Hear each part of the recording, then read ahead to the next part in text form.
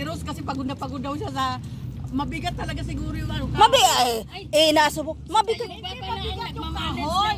Yung lambat niya, paano kasi yung bunga nga maliit. Bakit?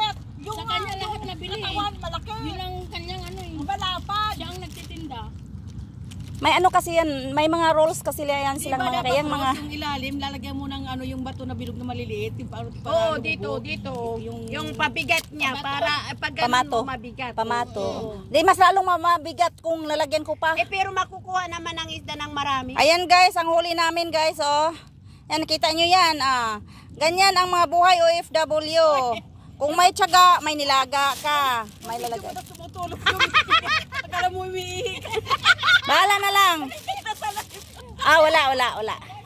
Ayan guys, oh, ang huli namin. Kahit maliliit yan, pero busog na kami yan. Ayan, lagyan namin ng kalabasa, okra, ano pa ba? Kalabasa lang at saka sitaw. Oh, ayan. Patanlog ka talaga. Ay, masarap yung padanlog. Nandoon ang sarap sa padanlog. Blink yung mata mo sa padanlog. Makalimutan mo yung pangalan mo.